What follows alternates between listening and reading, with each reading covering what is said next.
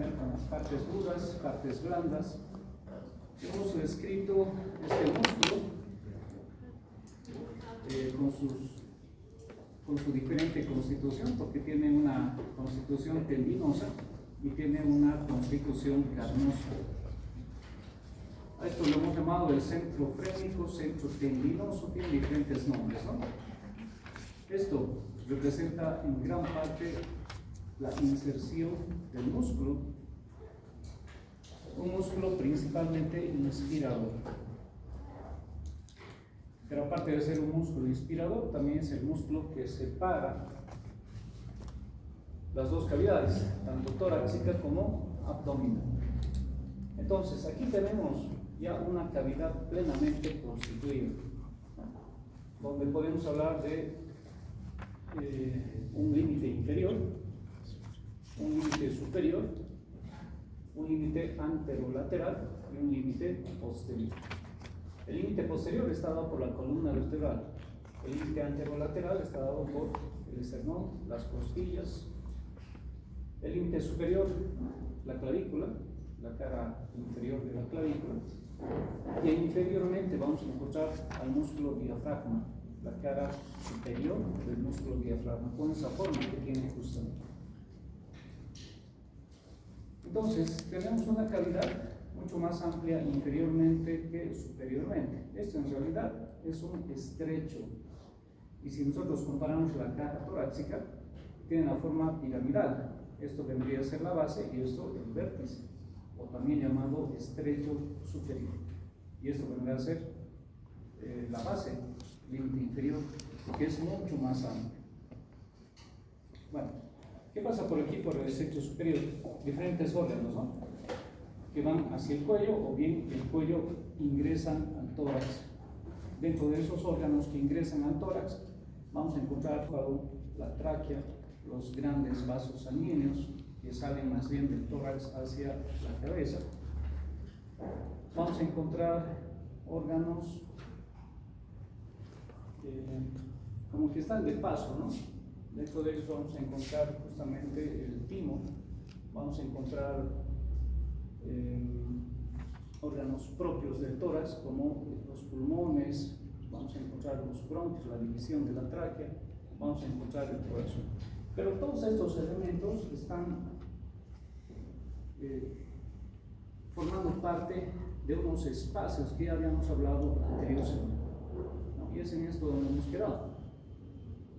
Si nosotros trazamos una línea que va desde el ángulo de Luis, ángulo external, que no es más que la unión del mango con el cuerpo, trazamos una línea que va hacia la columna vertebral, vamos a separar toda la caja torácica en dos partes, en dos espacios, uno superior y otro inferior. El superior se llama mediastino superior y lo inferior se llama mediastino inferior. Esta es una de las clasificaciones que van a encontrar ustedes en los libros. Hay otros libros que directamente hablan de mediastino anterior, medio y posterior, sin dividir en superior e inferior. Pero la mayor parte de los tratados lo hacen así, ¿sí? Primero lo dividen en superior e inferior. ¿Qué tiene el mediastino superior? Bueno, el mediastino superior va a tener los grandes vasos sanguíneos, el orígen. Entonces aquí vamos a encontrar seguramente el callado de la aorta, vamos a encontrar los troncos venosos rectocefálicos, vamos a encontrar en los niños principalmente el cuerpo del timo. Ahora, en el mediastino inferior vamos a encontrar principalmente el saco del corazón, el pericardio. Entonces todo esto que está pintado de azul no es más que el pericardio. Y el pericardio va a dividir al mediastino inferior en tres espacios. Uno que queda por delante del pericardio, otro que está dentro del pericardio y otro espacio que está por detrás del pericardio. Lo que está por delante del pericardio se llama mediastino anterior, lo que está dentro mediastino medio y lo que está detrás mediastino posterior. En el mediastino anterior, ¿qué vamos a encontrar? En el mediastino anterior vamos a encontrar la parte más inferior del timo o vestigios del timo. ¿Qué más vamos a encontrar? Las arterias mamarias internas, el espacio de la reina, ¿no? Este es el espacio de la reina en realidad, donde se encuentran justamente arterias y venas mamarias internas. En el mediastino medio, ¿qué vamos a encontrar? Vamos a encontrar principalmente el corazón y el origen de los grandes vasos sanguíneos. Por detrás, en el mediastino posterior, vamos a encontrar vasos sanguíneos nuevamente, ¿no? Entonces aquí encontraremos la arteria aorta torácica, encontraremos el esófago, encontraremos las venas ácidos, encontraremos el origen de la vena cava inferior. Entonces todos estos elementos van a estar ocupando justamente este espacio, sin olvidarnos lógicamente de la tráquea, no estamos olvidando de la tráquea y los bronquios. Ahora, hay otra división en la que no toman en cuenta el pericardio, sino más bien justamente lo hacen a través de la tráquea y los bronquios, ¿sí? Entonces, una vez que ingresa la tráquea y los bronquios al tórax, dividen en un mediastino anterior y un mediastino posterior simplemente. Entonces, el mediastino anterior, ¿qué va a tener? Va a tener el corazón, el timo, etc.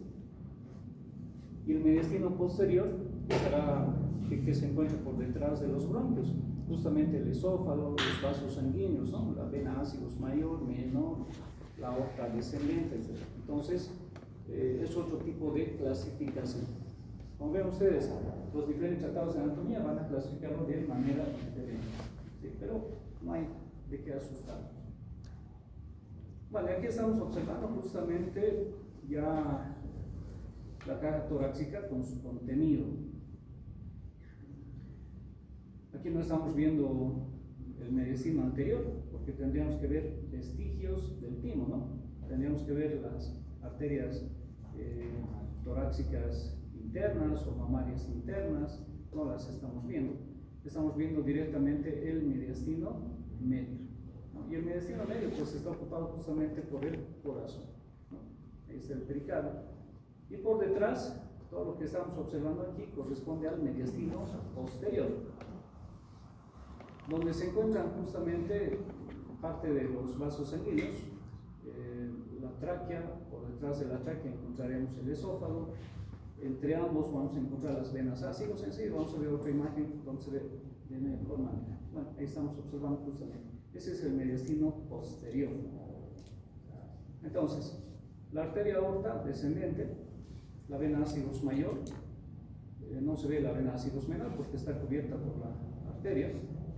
Aquí hay un vasito importante que es el conducto torácico.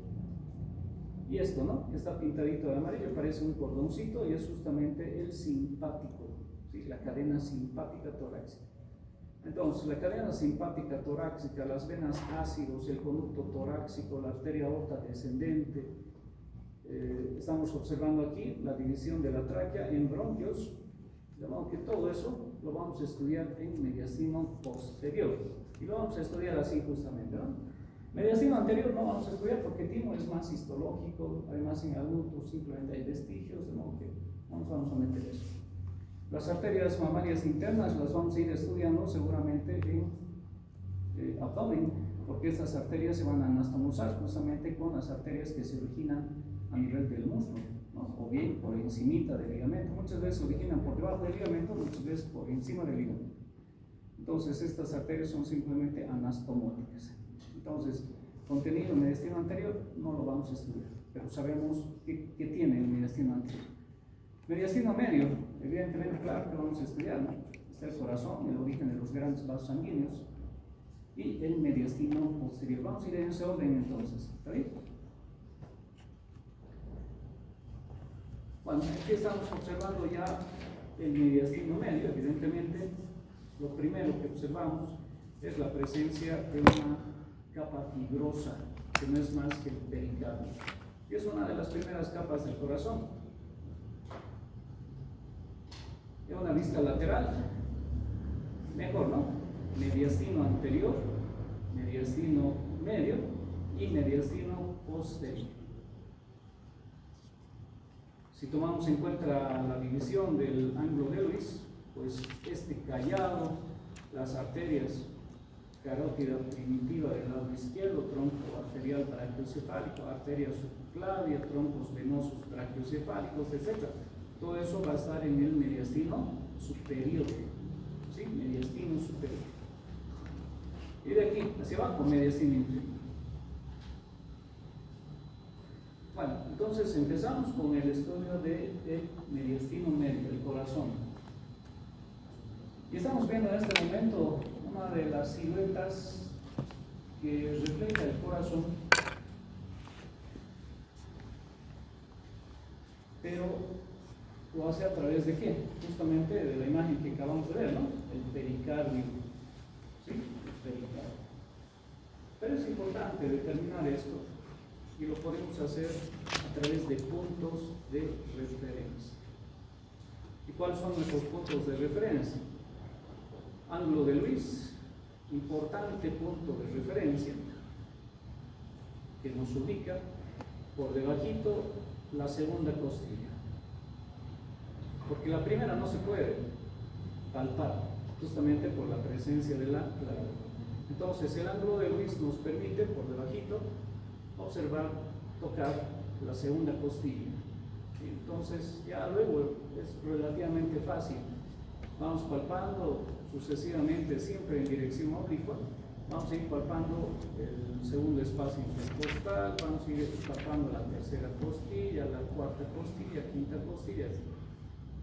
Se puede palpar, se puede tocar el apéndice sifoides, ¿no?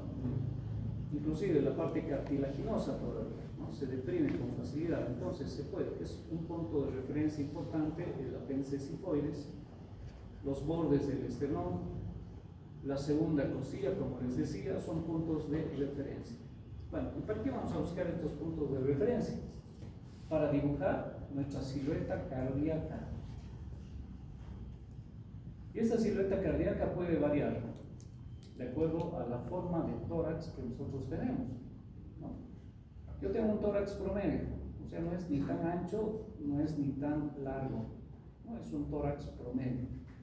Pero hay de otras personas que el tórax es bastante largo, de otras más bien el tórax es ancho y corto, ¿no? De modo que esto va a variar, puede ser un poco más largo, puede ser un poquito más ancho. ¿Pero qué vamos a buscar? Y justamente estos puntos de referencia están relacionados con los puntos de auscultación, ¿sí? Con los puntos de auscultación. Recientemente estaba aquí la persona que vende libros, fonendoscopios, etc., ¿no? Ojalá hayan aprovechado, porque de eso me decía, no sé, voy a volver para septiembre, decía, ¿no? Pero ya con otros precios. Entonces, de todas las distribuidoras que hay, él es el que vende mucho más barato, porque trae todo el equipo directamente de La Paz, de una importadora, ¿no? Entonces, le gusta ayudar a los estudiantes, se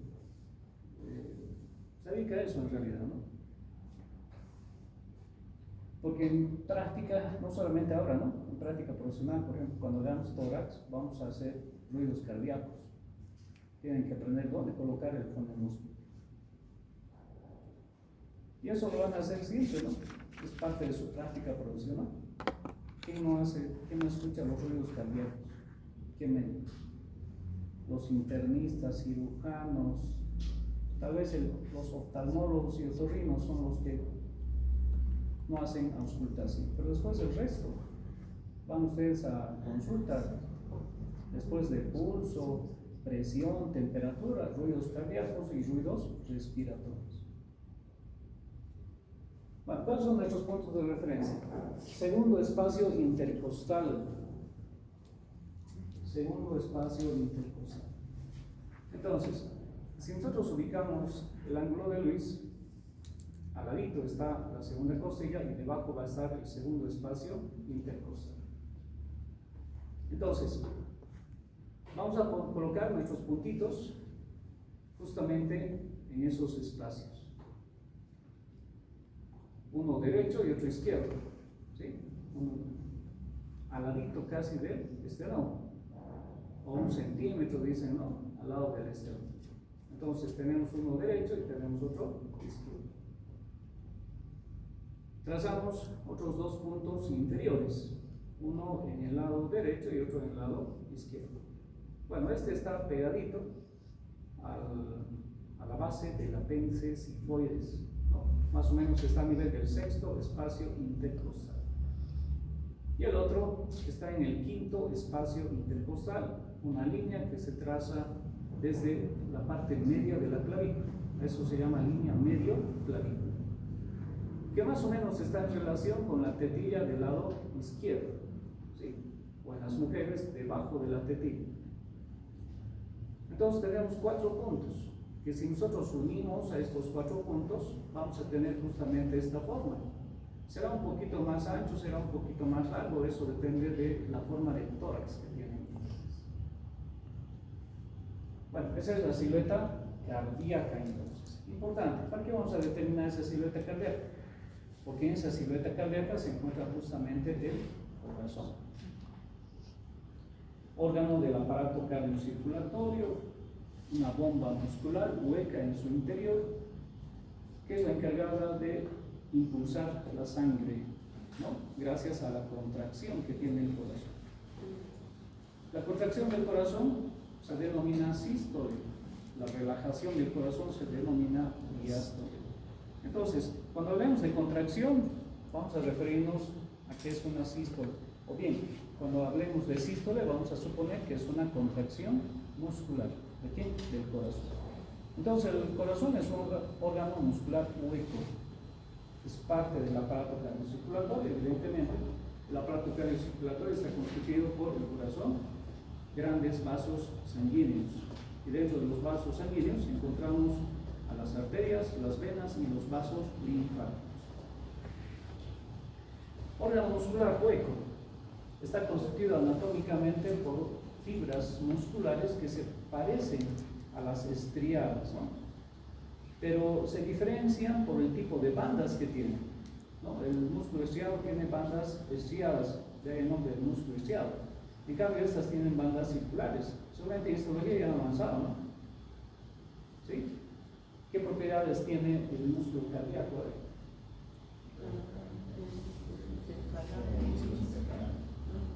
¿Cuáles son las propiedades?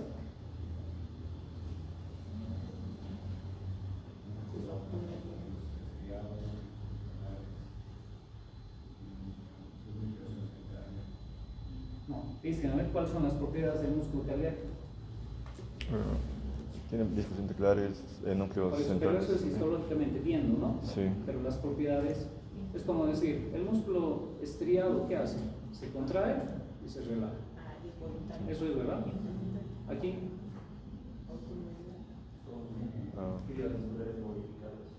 Por eso, ¿cuáles son sus propiedades? El cronotropismo, luego es inotrópico y es isotrópico. ¿Qué quiere decir eso? Todas las fibras cardíacas se van a contraer en un determinado tiempo y no se van a cansar. Eso quiere decir esas 3 propiedades, que lo van a ver solamente en fisiología, pero en histología se menciona eso, ¿no? Cronotropismo, inotropismo, isotropismo. Y eso es cierto, ¿no? Porque si no hubiera un ritmo, no sabríamos cuánto es el ritmo cardíaco. Por lo tanto, tienen un tiempo de contracción y un tiempo de relajación. ¿Eso qué llamamos? Frecuencia cardíaca. ¿Cuánto es la frecuencia cardíaca? De 60 a 100 por minuto. Y esa es una de las propiedades que tiene el corazón. El isotropismo decíamos que son todas las fibras en uno que se contraen. No se contraen solamente unas y después otras. Y el inotropismo, ¿a qué se refiere? A que las fibras musculares no se cansan, ¿no? Las cardíacas no se cansan, como se cansan las del músculo estriado. En músculo estriado hacemos bíceps, ¿no? Los varones queremos tener buenos brazos, ¿sí? Buenos bíceps. ¿Pero cuánto duramos? ¿30 minutos? los que trabajan, los que van al gimnasio, los que han ido a bailar. Han ido a bailar, ¿no? Fin de semana, ¿sí? Han hecho su convite, se le preguntaba al director, ¿no? Que es el encargado del grupo de medicina, ¿no? ¿Cuánto tiempo aguantan bailando, Dios? Todo el día, me dice.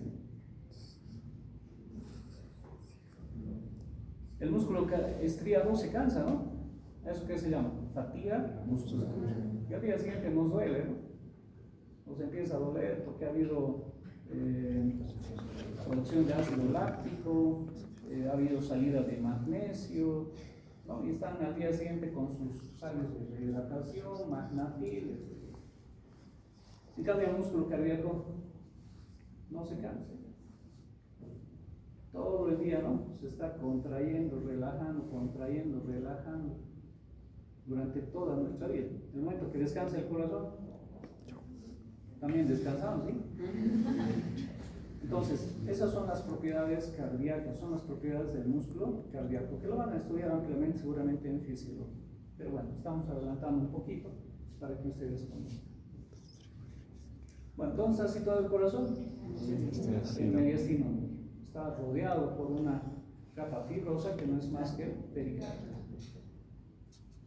Si nosotros le damos una forma al corazón, no es la misma forma que estamos viendo en la imagen, porque aquí estamos viendo con el pericardio. Eso se llama silueta cardíaca. Pero si quitamos esa capa fibrosa, la forma del corazón ya varía. Fíjense ustedes, a ver, volvemos adelante.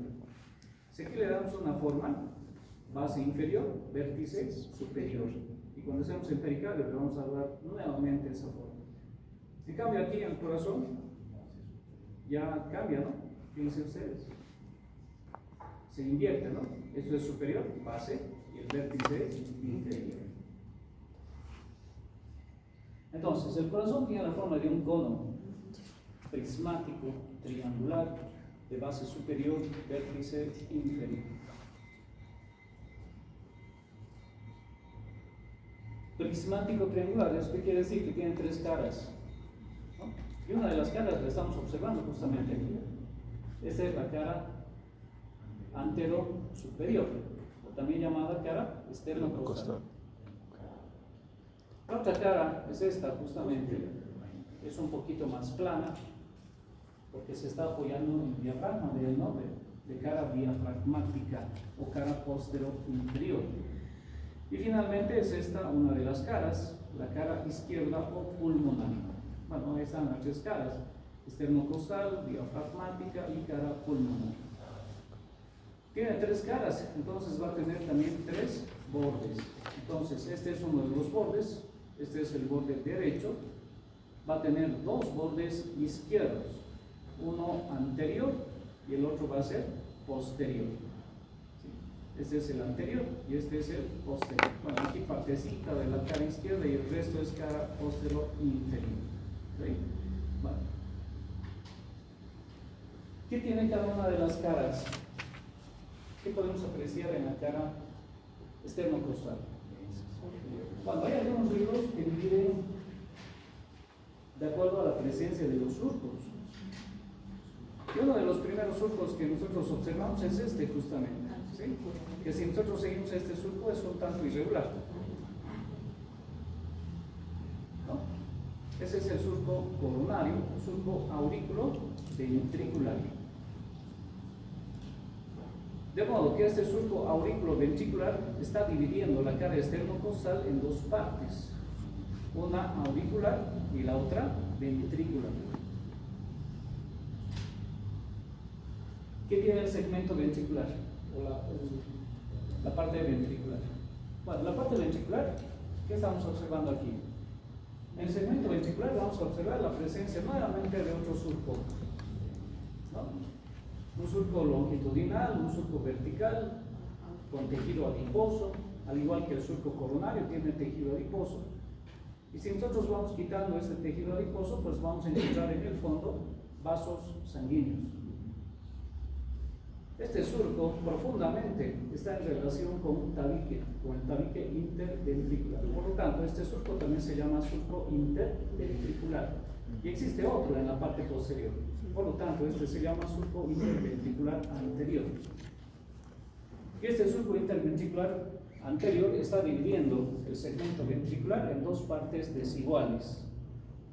Uno que corresponde al ventrículo derecho grande y otro que corresponde al ventrículo izquierdo pequeño. Las arterias y las venas que ocupan el surco interventricular anterior se llaman justamente así: arteria, vena interventricular anterior. Bueno, entonces, es esto lo que observamos en el segmento ventricular. Vamos al segmento auricular. ¿Qué vamos a encontrar? En este segmento auricular, nosotros vamos a observar la presencia, primero, de esto, ¿no? Esta formación prismática triangular. Es la aurícula derecha. ¿Por qué decimos prismática triangular? Porque tiene tres caras. Esta es la cara derecha, la cara izquierda y esta es la cara inferior.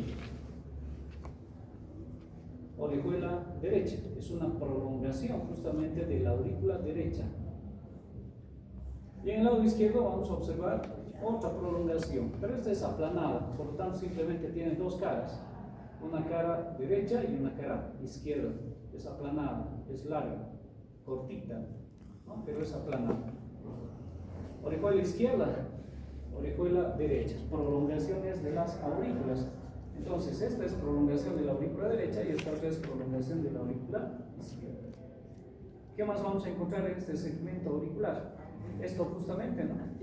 Estamos observando el origen de los troncos arteriales. ¿Cuál es el más anterior? Este, ¿no? El de la arteria pulmonar. Un poquito por detrás, un poquito a la derecha, el origen del tronco aórtico. Sí, origen del tronco aórtico, origen de la arteria pulmonar. Nada más. Bueno, segmento auricular, segmento ventricular. Vamos a la cara diafragmática. ¿Qué encontramos en la cara diafragmática? Bueno, aquí en la cara diafragmática vamos a observar nosotros también, nuevamente, otro surco con tejido adiposo y en su interior o en el fondo vasos sanguíneos que corresponden al surco interventricular posterior, y en ese surco vamos a encontrar entonces la arteria interventricular posterior, la vena interventricular posterior.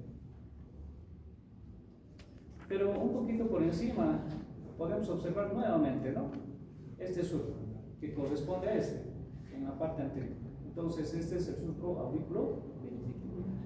Entonces, por encima de este surco vamos a ver nuevamente, en este caso, las aurículas, ¿no? Las aurículas. Entonces estamos observando las aurículas. Una vendrá a ser la aurícula derecha, otra será la aurícula izquierda, aurícula izquierda y aurícula derecha. Surco interventricular, por lo tanto esto corresponde al ventrículo izquierdo y esto corresponde al ventrículo derecho. Esta cara en realidad es relativamente plana, ¿sí? Y es la que se está apoyando en el diafragma. ¿Qué más podemos observar aquí? ¿Qué es esto? Una vena, ¿no? Bastante gruesa. Entonces esta es la vena cava inferior, la desembocadura de la vena cava inferior. No sabemos todavía dónde está desembocando, pero por conocimiento general sabemos que la vena cava inferior desemboca en la aurícula derecha.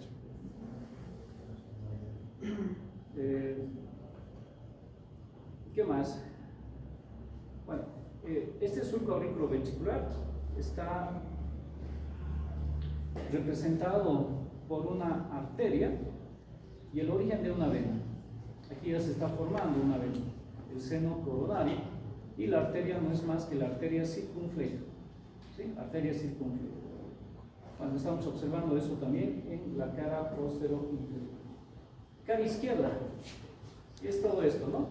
Bueno, la cara izquierda es convexa, está en relación con el pulmón del lado izquierdo, está limitado por los dos bordes, el borde anterior y el borde posterior. Nada más. Vamos a la base. ¿Qué tiene la base? Bueno, la base tiene un lecho vascular. Y evidentemente, ¿no? Estamos observando el lecho vascular, estamos observando también la parte más superior de quién, de las oricuelas. Entonces, si vamos de derecha hacia izquierda, vamos a encontrar primeramente que la vena cava superior, ¿sí? La desembocadura de la vena cava superior. ¿Qué más vamos a encontrar? El callado de la aorta y el origen de sus vasos sanguíneos, evidentemente, pero que eso forma parte del mediastino superior, pero ahí estamos observando el callado de la aorta, su origen de los vasos sanguíneos, que ya los conocemos. Estamos observando la arteria pulmonar y su división. Estamos viendo la arteria pulmonar del lado izquierdo, la arteria pulmonar del lado derecho. Si vamos un poquito más hacia la izquierda, vamos a encontrar estas venas. ¿Qué son? Las venas pulmonares, que son el número de 4, 2 del lado izquierdo, 2 del lado derecho. Entonces todo eso se encuentra formando parte de la base. Pero no solamente eso, la parte más superior de la aurícula derecha, la parte más superior de la aurícula izquierda. Si estamos observando estos vasos sanguíneos, la vena cava, etc., entonces, ¿qué será todo esto? Todo esto es el segmento auricular. ¿Sí? Entonces estamos viendo, se está apreciando la pared superior, posterior, en algunos casos, de las aurículas. Eso en parte de la base. El vértice, ¿dónde se encuentra el vértice? Bueno, el vértice está a nivel del quinto espacio intercostal, está a 7.5 centímetros del esternón, está relacionado con la tetilla izquierda, etc., ¿no? Ahora, el vértice, la base, no están en un mismo eje, son diferentes. Pero entonces, ¿cuál es el eje del corazón? De acuerdo a la imagen que estamos observando, el eje del corazón va de derecha a izquierda, de arriba hacia abajo, evidentemente, pero va de atrás hacia adelante. ¿Qué quiere decir esto? Que la base va a ser más posterior y el vértice va a ser más anterior. Por eso es que en algunos casos, inclusive, sobre todo patológicos, se observa fácilmente el choque de la punta, pero después nosotros normalmente no observamos el choque de la punta, pero sí nos podemos dar cuenta dónde está el vértice, justamente por esas referencias que acabamos de decir. Eje del corazón, importante. Y este eje del corazón va a estar en relación justamente con la silueta cardíaca. ¿Qué quiere decir eso? Que dependiendo de la forma que tiene el tórax, pues el eje va a variar, ¿no? En algunos será mucho más vertical y en otros será mucho más horizontal. Siempre va a ser oblicuo, pero tiende a ser mucho más vertical en tórax delgados y tiende a ser mucho más horizontal en tórax anchos. Y eso es importante porque eso va a variar también en la silueta cardíaca. De todas maneras, con esos datos que acabamos de mencionar hasta el momento, no podríamos decir si ese corazón es pequeño o es grande para ese tórax. Para eso, ¿qué tenemos que hacer? Tomar una serie de medidas, ¿no? Tenemos que medir el ancho del tórax a nivel de la base, tenemos que medir el espacio que queda entre la silueta cardíaca, tenemos que multiplicarlo por 100, dividirlo, etcétera, etcétera, y sacamos un índice que se llama índice cardiotorácico, que después, cuando terminemos esto, vamos a hablar justamente de ese índice cardiotorácico, que cuánto es lo normal, hasta 50 o hasta 5, dependiendo qué fórmula utilizamos, ¿no? Si es mayor a 50, quiere decir que ese corazón es grande para ese tórax, ¿no? Y eso en nuestro medio es frecuente, ¿no? Porque eso es lo primero que hacemos cuando tenemos una radiografía, ¿no? Tenemos una radiografía, sacamos el índice cardiotorácico para determinar cuál es el tamaño o la proporción del corazón para el tórax. Y si es grande, si es mayor a 50 o a 0,5, entonces, ¿qué vamos a decir? Que ese paciente tiene cardiomegalia. ¿Y por qué será frecuente en nuestro medio? Por el chat. ¿No? Y recientemente ustedes han debido escuchar, ¿no? Y eso es lo bueno de las políticas del gobierno, que ha dejado un plan de fumigación sin efecto. Ya no había dicho que han morido, pero han escuchado en Chuquisaca. Aparecieron nuevamente vinchucas en muchas poblaciones, sobre todo del Chaco. Y que aparezca vinchuca es sinónimo de Chagas. Y si ya estábamos erradicando, nuevamente ahora vamos a tener personas contrarias.